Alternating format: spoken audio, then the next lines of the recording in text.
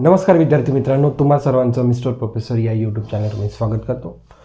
This is our video lecture number 12 and we are discussing the previous year questions, and as you can see both the examples are from the same time period, that is 2016, and we are discussing the previous year questions from the chapter of kinetic theory of gases and radiations. Clear?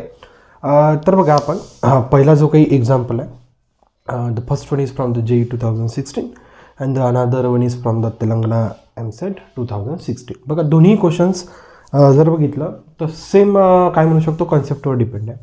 समजा एखादी जर body राहिली, ती समजा जर body समजा काय म्हणू शकतो आपण, हीटच्या फॉर्ममध्ये समजा जर एनर्जी एमिट करत असेल तर ते आपल्याला काय काढायचं आहे, तिचं रेट काढायचं आहे. ओके, म्हणजे amount of heat energy emitted bye that black body, किंवा कोणती तरी एक ऑर्डिनरी बॉडी पण राहिली तरी आपण त्याच्यासाठी म्हणजे कोणता फॉर्म्युला आहे, म्हणजे त्याच एका सेम कॉन्सेप्टवर ते क्वेश्चन डिपेंड आहे.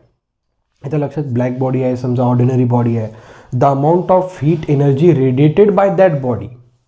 ओके, या कॉन्सेप्टवर तो दोन्ही क्वेश्चन्स काय डिपेंड आहे. बघा पहिला question, if the temperature of the sun gets doubled.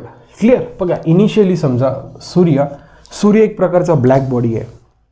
सूर्य म्हणजे एखादी गोष्ट समजा ब्लॅक राहिली म्हणजेच ब्लॅक बॉडी नाही. ब्लॅक बॉडीची डेफिनेशन आहे की त्या बॉडीनं सगळ्याच प्रकारचे वेवलेंथ काय केली पाहिजे, emit in the form of heat.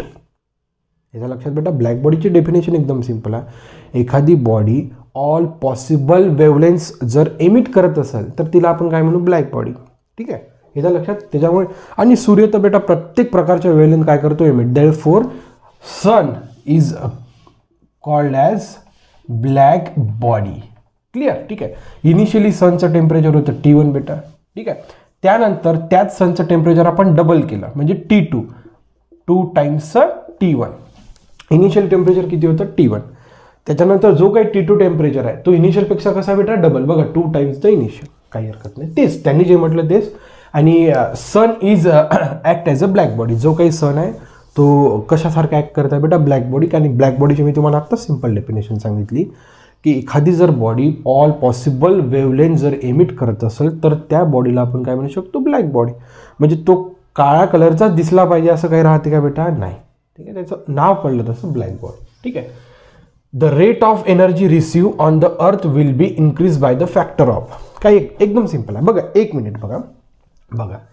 Okay, बघा म्हणजे सूर्याचं इनिशियल टेम्परेचर T1 होतं. ओके, नंतर टेम्परेचर काय झालं, डबल.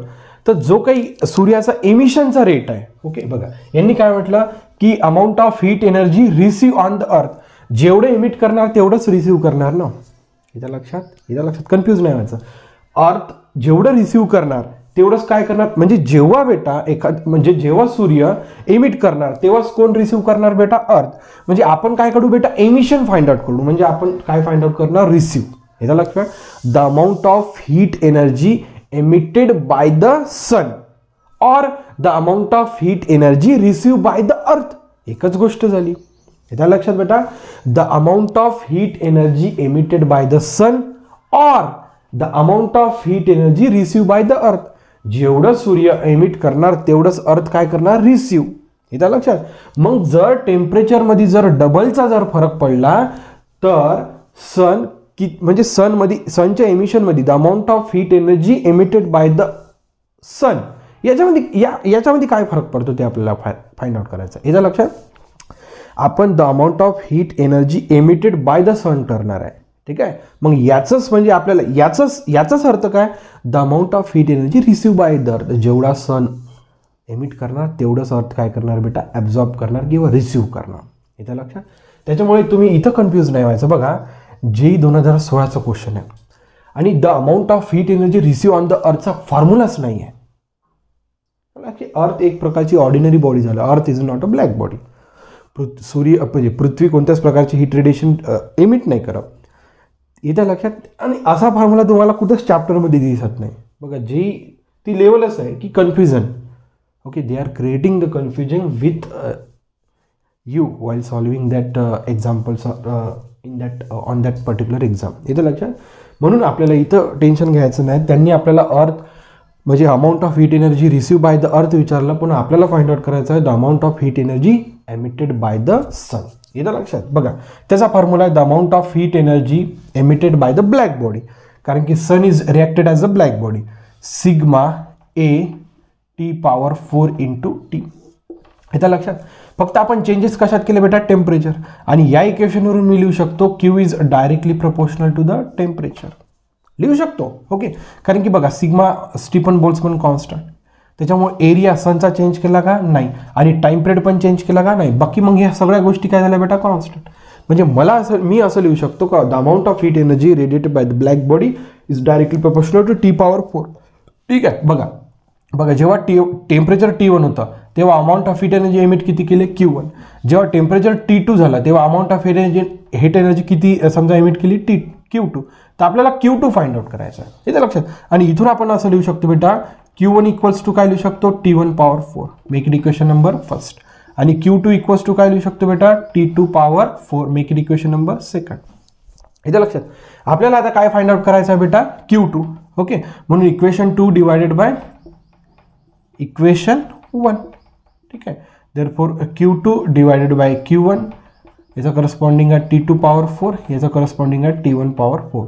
T2 ची व्हॅल्यू काय टाकायची आपल्याला, 2 times T1 divided by T1, या दोघांचं पॉवर 4. T1 गेट कॅन्सल, 2चा पॉवर 4 म्हणजे 2 इंटू 2 इंटू 2 इंटू 2. 2 दुनी 4, 4 दुनी 8, 8 दुनी 16 म्हणजे 16. ठीक आहे.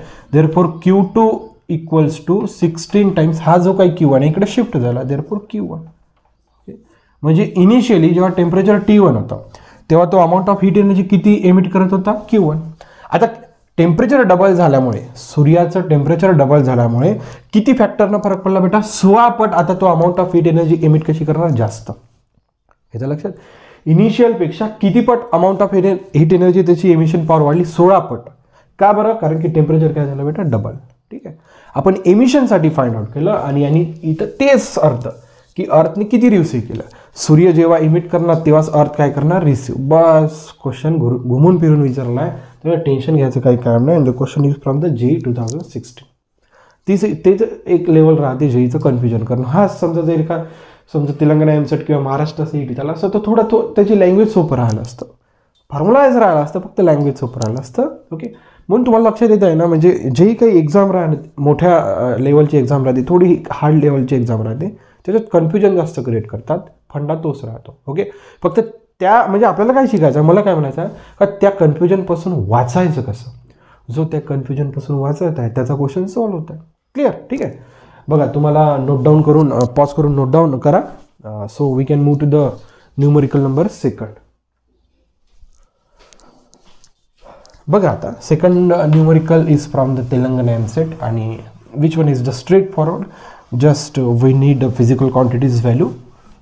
By keeping these physical quantities value in the given formula, we can easily solve. Baka, the concept is same for the second numerical.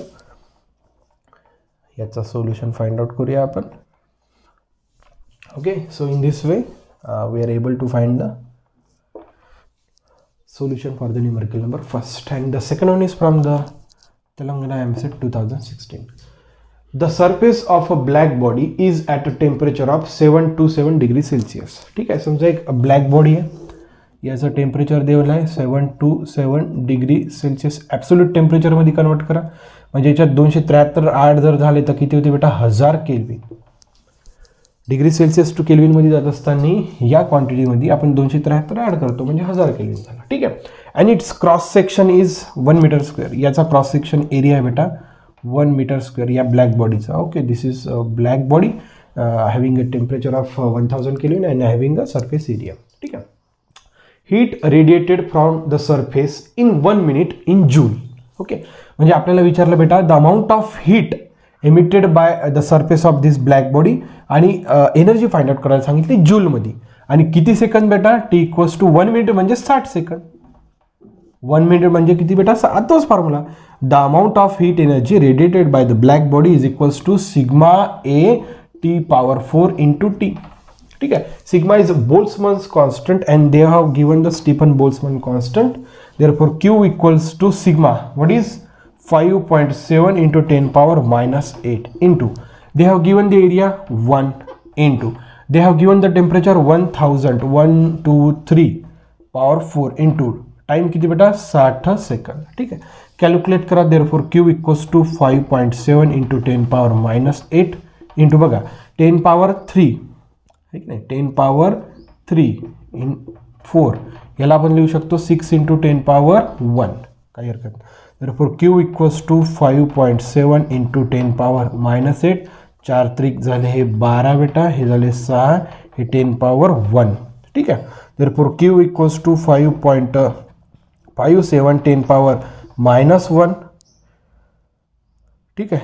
5.7ला 5 से 10 power -1, 10 power -8, 10 power +12 into 10 power +1 into 6. बघा हे सगळे कॅल्क्युलेट करा आता एकत्र. देअरफॉर 7 सखम 42, 2 हात चले 4, 6 पंच 30, 30 आणि 4 34, 342 इंटू 10 पॉवर बघा +1 -1 गेट कॅन्सल, हे झालं 10 पॉवर 4. एनर्जी कशात फाइंड आउट करायची आपल्याला? जूलमध्ये, ठीक आहे. बघा 342 तुम्हाला दोनच ऑप्शनमध्ये दिसतं, त्याच्यामुळे चौथा आणि दुसरा ऑप्शन कॅन्सल झाला, ठीक आहे.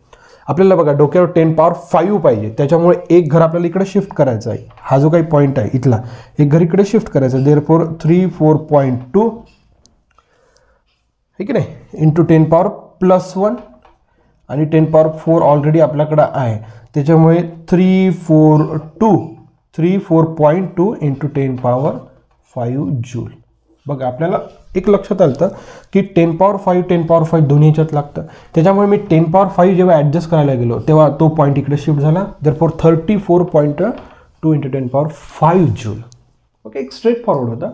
एक just you need practice of just simple algebra, simple calculation, so we are able to get the solution for the, म्हणजे एकदम सिम्पल होता. म्हणजे पहिल्या जसा क्वेश्चनने आपल्याला कन्फ्युज केलं होतं, भलेही तो क्वेश्चन चे कॅल्क्युलेशन्स येत्या लक्षात बेटा. बघा हा क्वेश्चन तेलंगणा वेबसाईटचा आहे, परंतु याचे बघा कॅल्क्युलेशन्स थोडं आपण करावं लागलं, पण इथं कॅल्क्युलेशन्स करण्याची भानगड नव्हती, परंतु त्यांनी आपल्याला क्वेश्चनच्या त्या लाईन्समध्येच आपल्याला कन्फ्यूज करून सोडलं होतं. इथं लक्षात तेच एक लेवल राहते, तुम्हाला तेच पकडायचं आहे, तोच कन्फ्युजन तुम्हाला तुमच्याकडनं सॉल्व्ह करून घ्यायचा आहे. त्याच्या लक्षात तुम्हाला आपला हा उपक्रम आवडत चालला असेल तर नक्कीच लाईक शेअर सबस्क्राईब करायला विसरू नका. So thank you for watching, see in the next video.